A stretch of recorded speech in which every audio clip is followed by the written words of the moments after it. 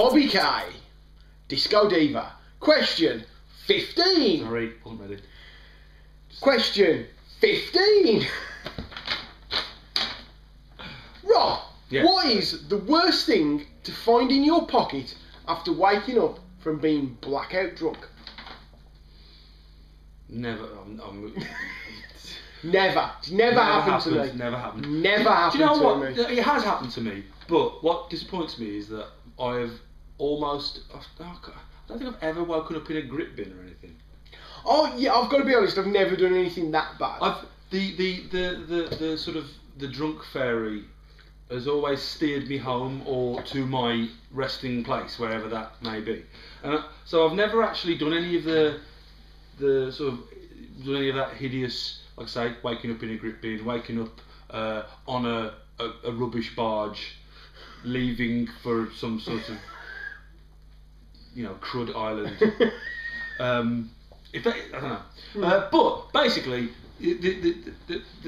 that's not the issue here. The issue here is not knowing what you did and finding some evidence a of it. clue and it giving you that little hint that what you did was either not good or because we're going for worse. Well, because we could do this question again. What is the best thing? But let's do that later. No. Because I've got this, you see, because it's one of two things. It's either something that's really bad that you've done. Or it's something really good that you missed. Yeah, exactly. Oh, yeah. So like, one of mine, for instance, is imagine waking up with a £30,000 bill for drinking and hotel room destruction. But you can't remember. So you've destroyed £30,000 worth of a hotel room and you can't remember. I'm not saying destroying hotel rooms is the right thing to do, but if you've done it and you've got to pay for the damages, at least remember.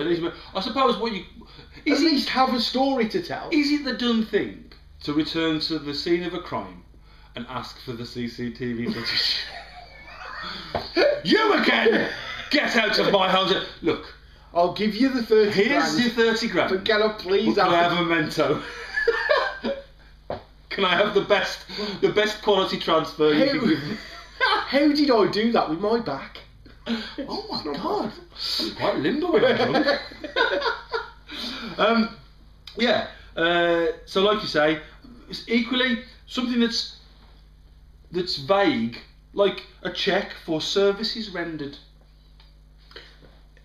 I've got a lot darker with the vague than you have. Because you've gained, it's a gain, and obviously I'm not debating the fact that you've been given money for an thing, but you don't know what it was, and obviously your own personal condition might clue you into that. Maybe you had to fight a bear.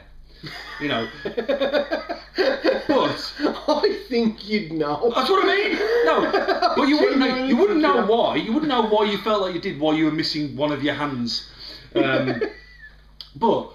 or most of you, or why you were dead. But no, you wouldn't know exactly why. But then it's not. The cheque doesn't say, "Here's your money, like £1,000 or whatever for fighting a bear."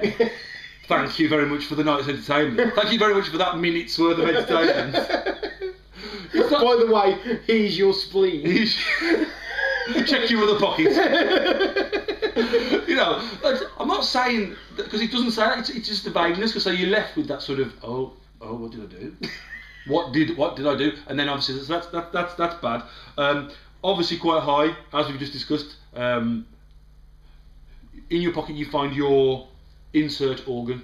I've actually written teeth and penis. What would you do if you reached into your pocket after a night out, produced a penis, and then had that? And it wasn't yours.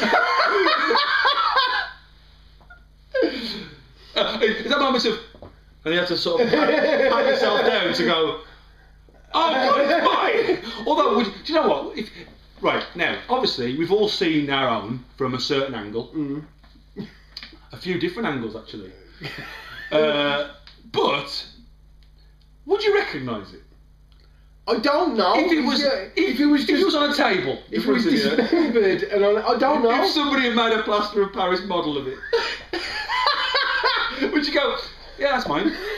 Yeah, but you'd know that because you modelled for it. But you know what I mean? Would you know? Would you recognise I don't know. It's the honest answer. don't know. It's not a position I've ever been in, and I don't feel confident expressing an opinion in either way because I could be wrong. Yeah. I don't know. So you wouldn't want to find that in your pocket. Either your penis or anybody else's, but where they go on the list. I was going to say mine is higher up the list, and I'd be much happier finding a random penis in my pocket than your own, than my own. And I don't just mean there's a hole in your pocket and that's how you found it, because obviously that's fine. That's fine. Although. Imagine if that's what it was. Oh my god! Oh, it's okay. Oh, it's okay. That's just normal. I just need to go to a tailor. Not a tailor. What is it? Haberdasher? Seamster. Seamster? Do you get seamsters? Doesn't matter. The male version of a seamstress. I'm very aware that when I'm drunk, certain things happen. So, for instance, sober.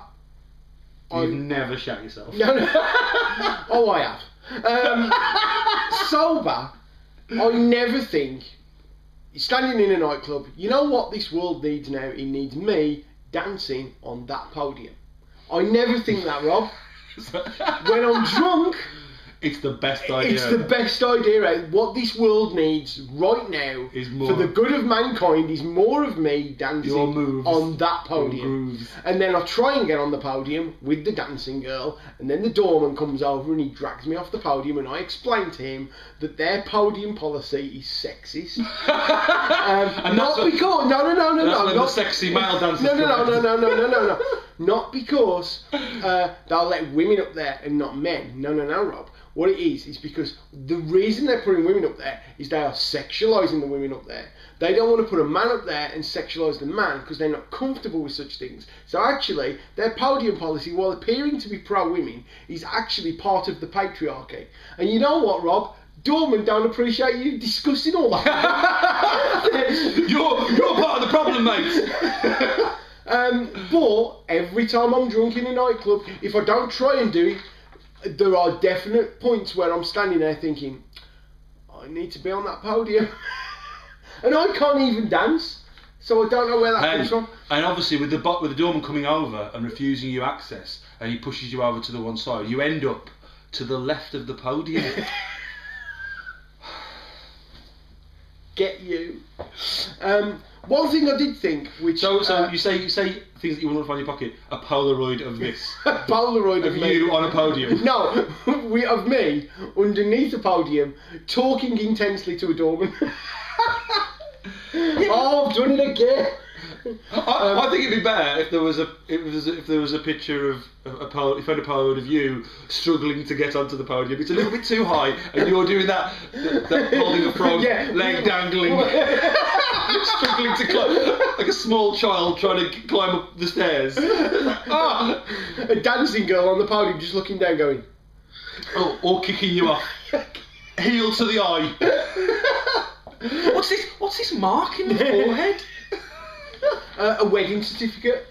Oh, yeah. Oh, well, I was going to say, those sort of things. Where am I looking? I didn't write it down, but yeah. Well, I'd gone for a thank you note from an ex. Yeah, I've got something similar to that. Lovely to see you last night, Rob. Which is, imagine if you reached into your pocket and found a used condom. Right, but there was a way of identifying the contents as not being yours. Like, it's got not enough blood in it. Name tags. Not enough blood. Oh my god. Go to a doctor. Just go. We can pause this. Go now. Have you checked out? But that's not good. A used condom in your pocket would be pretty bad. Because if it was someone else's as well, you've got to think, what was I doing to extract semen into a condom and then felt the need to keep it? Celebrity semen. Celebrity semen. What it is. Or celebrity ectoplasm. No. What? Can't go back. No. Also, Imagine it wasn't that you were involved in the act or you were involved in extracting, but for some reason you were compelled to just go and retrieve it.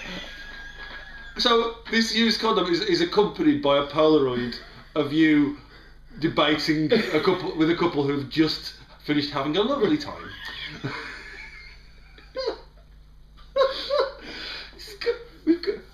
We can't help it. It just goes down sex. It just goes down the sexy route, doesn't it? Funny you should say that. This is a very personal one, which is a photo of me in a pub with a topless barmaid. Ah, the Simpsons issue. But what it is, I always think the phrase topless barmaid outside a pub says more about the clientele than it does about the barmaid. Oh, of course, yeah. You know what I mean? In the same way that some strippers are paying their way through university. Yeah. So I would hate to think that this kind of lefty, feminist, anti-discriminatory thing that I have is just a facade, and really I'm the kind of man who, once he's drunk, goes into a pub with a topless barmaid, sits at a table trying to hide his erection, before then going to the toilet and masturbating over the recent thoughts of a nipple dangling in some froth of a pint of Guinness. Dangling. You know what I mean? You're not going to a high-end one there. How do you get... Right, how do you get high-end topless barmaids? Ask Peter Stringfellow. Stringfellow's Peter Stringfellow. Yeah. He's got the best topless barmaids. How can you tell that you are in a pub with topless barmaids and not just in a pub where some poor patron has just had a wardrobe malfunction? It could be very, very either badly or well-timed Polaroid, couldn't it? It could be. So you know what? In these cases, as in most cases, probably by the fact that the topless barmaid is standing there with both of them out while holding two behind a bar that says topless barmaid Saturday night. Okay, fair point. But I was going to say, if you can't determine those facts from the photograph, I would say choose to assume the best. Don't go straight for the I'm an awful person. You could have been, No, I always go straight for that. I'm definitely an awful person. I've done something wrong here. Moments after that photograph was taken, you could have whipped your jacket off and held it up for her. I have a tendency to do that as well, though, don't I? I didn't say top. I said jacket. Also terrible to find in your pocket would be a piece of paper that says confidential or top secret or something on it, and it's got what are very clearly missile codes. Right, that isn't it. That's not all of it. And they've all got next to them ticks.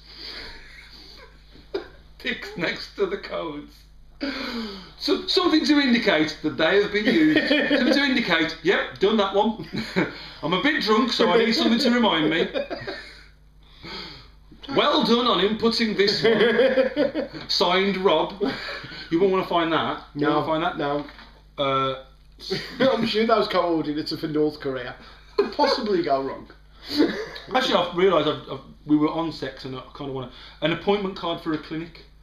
Oh, a clinic. A clinic of some kind, yeah. A clinic of some kind. Again, that's not as high up as it could have been, because regardless of what brought you there, you could have a clean bill of health. It could be fine, but still, those moments, possibly not. Those moments when you feel when someone has decided that you might need one in your drunkenness.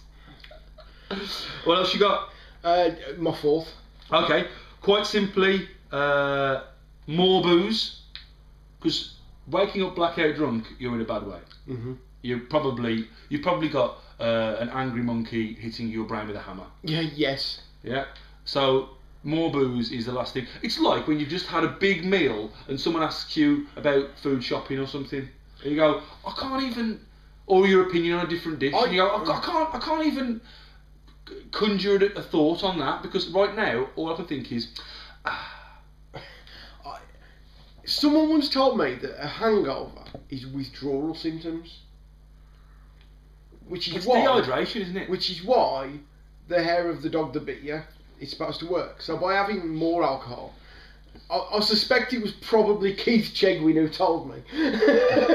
And I wouldn't advise anyone watching this to give that a go, because I think the moment you wake up after and listen to Keith Chegwin, it wasn't Keith Chegwin, but he may have been, and listen to, what you need after a really heavy night is more alcohol, then you are going to just go down one path, and I'm not responsible for that happening. I've just Which is why I wouldn't do it. But apparently, it's, yeah. I've just spotted the thing that I got excited about when you said about a wedding certificate, and I didn't see it. So it's a sign, basically not wedding necessarily, but a signed contract, stroke repeat booking. So and you don't know what for. You don't know what you did, but you have signed a contract agreeing to go and do it again. Whatever it was. So you're legally bound to turn up at a certain place at a certain time and do whatever it was. Or it could be something. The reason that's not so high is because it could be something lovely. It could be balloon modelling. Yeah, it could be a game of Boggle. It could be a lovely game of Boggle. It could be. I don't know why people would draw up a contract for that. And you being drunk just helps your Boggle mind grow. It helps your mind boggle. It does, yeah. A tattoo or piercing parlour receipt. Again. In your pocket. The receipt. Again. And then, you'd know. No. I was going to say, again, that's low. No, you've got a banging headache. It's distracting you from any other pain. Oh, right. Now, that's low again, because you might look out and have a brilliant one. You might. I mean, chances are you won't. Or you could do a Dave Gorman, couldn't you? You could. You could get a driver's license. That's why it's low, because it could be good, but it could also be very bad. Mm-hmm. Also terrible. This is probably fed from my sort of paranoia and being involved in performance in some capacity. You find a piece of paper in your pocket, and it is a review of someone else doing your great idea. Oh. Or a thank you note from the other person for the great idea. Oh. Ouch. Because ideas are premiums, aren't they? They come, it's like, nobody wants to give away a great idea, do they? So that's a stinker. A summons or a letter of dismissal. Dear Mr. Kemp, please do not. Further to your actions on the podcast, the vlog, left of the podium, your services will not be required Monday morning. Yeah, you don't want to find that. But my fourth would be. Oh yeah, what's your fourth? It's your question. My question. What's your fourth? A detailed page full of all of your life's indiscretions and crimes, if you have crimes. If you've done a crime. You'd need more than a page. Right. I'd be like, why am I sitting on this brick? Okay, 0.6. It's a 0.6. It's like Arial 0.6. I'm not sitting on a brick. It's all my. Okay, I'd forgotten about that. It could be rolled up as like a bundle of paper, or maybe. Maybe. Oh, no. You think about this all wrong. You're wearing a jacket that's got one of those poacher's pockets, or a laptop pocket. So you've got a laptop's thickness worth of paper in a big manila envelope in the back of your. What am I lying on? You're in a sleeping bag made of paper of your own indiscretions. Because and I know that's in a way that is kind of the same as a thank you note or dismissal letter or whatever. They all sound kind of similar. But not only have you got, it's not just saying this is what you did last night. This is everything bad you've ever done, up to and including this moment. And all the things you've forgotten. All the things you've forgotten, which you are currently, you probably don't remember who you are, you've been blackout drunk, momentarily. It's like, oh my God, I don't know who I am, but apparently I'm a terrible person. So why is this fourth and not the top? Because I would rather find that in my pocket than my penis. Of course. Yeah, silly me, I forgot about that one. Yeah. Obviously. Yeah. You know what? So would I. So no, but what? In a way, that's an accord. It's not. That's an accord for the wrong one. But I'd rather find that. But what makes it slightly higher than some of the other ones is the very sinister aspect of the fact that someone has been cataloguing all of this. It's very something out of a Saw film, isn't it? And it's like someone approached you with a pig mask. Yeah. And instead of putting you in a death trap, they just put you in a death trap in your mind. They tortured you with everything bad you've ever done. And isn't that worse than having to gouge out your own eyes? No, it is not worse. I want to play a game. If you don't cut off your own penis and put it in your pocket, I'm going to tell everyone about that time you did a shit in a park or something. I don't know. I'm going to tell you now about the time that you smoked weed. In a licensed premises in Amsterdam, but she doesn't She understand doesn't know. She doesn't know that that's okay there. Yeah. I'm going to tell her about that time you had. Oh, imagine if also it was like a thought police type one where you had questionable thoughts. Even if you could justify it with some further thoughts, for one moment you had a thought that was like, oh, hang on, where'd that come from? You know. And they could put that on there. Oh, that'd be we're getting into quite sci-fi territory, but it'd be awful to find in your pocket. Mine, yes, is a URL to a porn site, and it's a video of you. right?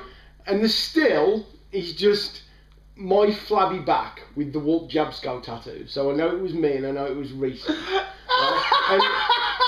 And get this, right? The video will only have been up for 2 hours, but it'll have 4 million views. And there'll be 2,000 comments, right? And I know that is just a shit sandwich I'm not going to be able to prevent myself from biting into. And I'm going to go down every single one of those comments, Rob, right? And every single one of those hateful, hurtful comments, I'm going to go down and I'm going to despise every person who wrote it. Not because they're attacking me, Rob. No, I'm going to despise them because I'm going to think you haven't come up with something hurtful enough about me. I've done. And I will then have to, for every single one of those comments, to prove myself to be better than that person who put it, come up with a more hateful and hurtful comment about myself, thinking that he was doing them damage without realising he was doing me damage. I will have to do that, and every time I go through 5 comments, another 4 will appear at the bottom. Like the fourth bridge. Yeah, and it's going to be like a Sisyphean task to get through all these comments. And eventually, after many, many weeks of doing this, of just destroying myself physically and mentally, of having no sleep and getting right to the bottom of these comments, I'm going to finish. Then, Rob, only then, I'm going to watch the video. No, you get to the bottom of the comments, and there will be, all of a sudden, you think you're done, and you've finished flagellating yourself. Not a euphemism. It'll be that you'll finish flagellating yourself, and then a comment will pop up, and it'll say, "Loved it, mate. When's the next one?" Thumbs up. And the reason that's not the worst thing that could possibly happen, it's the 4th, is because if that did happen, at least I'd have a story for a story slam.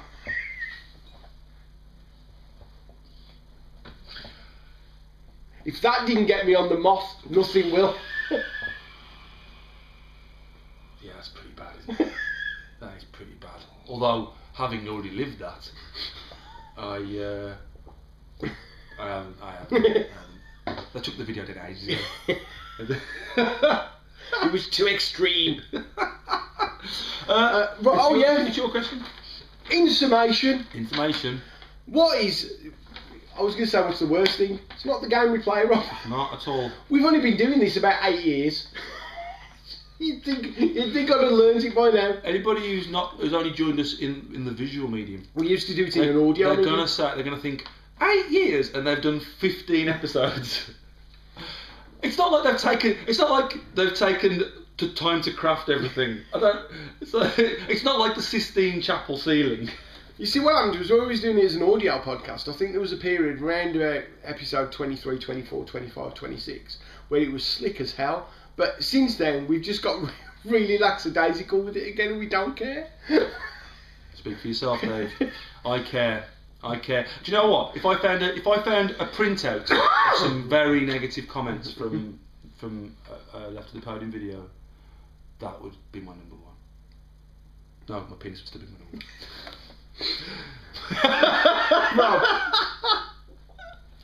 The fourth worst thing you could find in your pockets after waking up from being blackout drunk is a detailed page full of your life's indiscretions.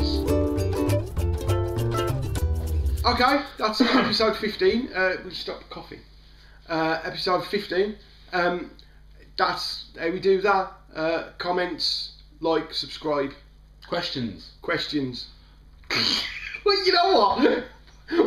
With that, well, I am that indifferent to all this now. I'm not even using whole sentences. I'm not even using pairs of words. This is fragments. Sentences. You know what, if this was a Word document, you'd be getting blue lines all over the place. Sentence fragments. And I'm going with it. I don't care. You know what I mean. It's exposition to go any more into it. So, yeah. Please love us. Please. Bye.